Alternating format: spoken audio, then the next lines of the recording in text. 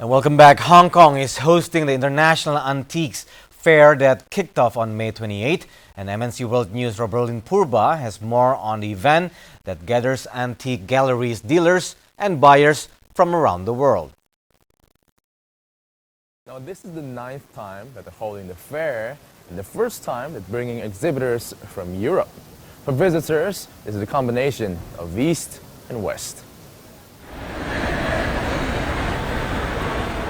On the evening of May 27th, the VIP day began with welcoming remarks from Chock Investment Chairman William Chock, followed by the event's consultant Christian Didier.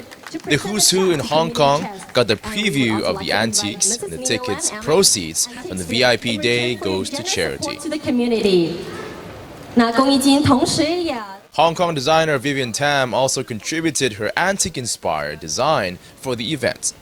I think it's such a great, it's a great honor for me, to do a bags for this event. I love doing it, and this event is part of my inspiration. I come here every season, and I love looking at antiques. This is my inspiration.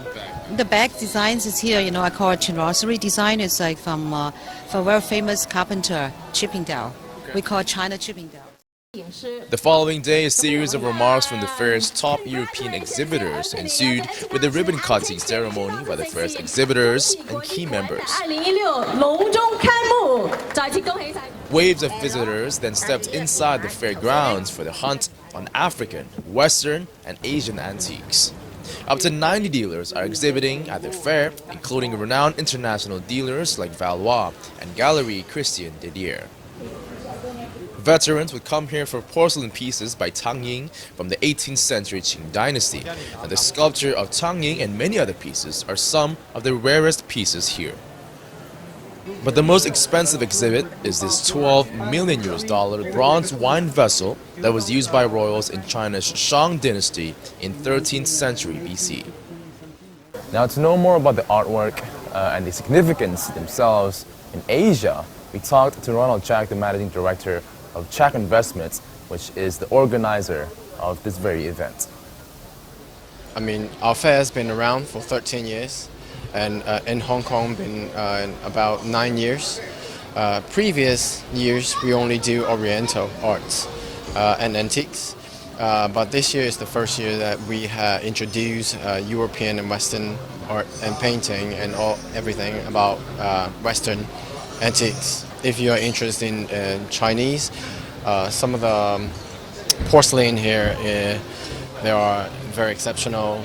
We have some bronzes, arcade bronzes, and some figures. And the French exhibitor here, they are the best of the best. If people really want to view something extraordinary, we also have one exhibit. It's about Tang Ying. He created all these important porcelains. We found a sculpture of him, and it's the biggest and the only one in the world. I heard armors are kind of big in Indonesia, and we also have some Japanese exhibitor. They bring some armors like sword and some shoulder and chest armors and helmet. And also we have Western armors and Africans, masks and everything. So I think also is very interesting. Our goal is to bring the best fair in Asia.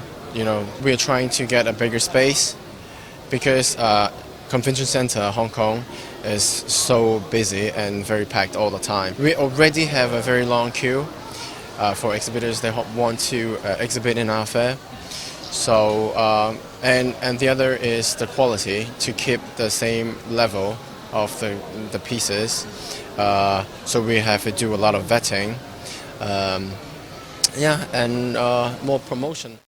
And that's all we have for now. More updates on the International Antiques Fair as the event continues. Back to you in the studio.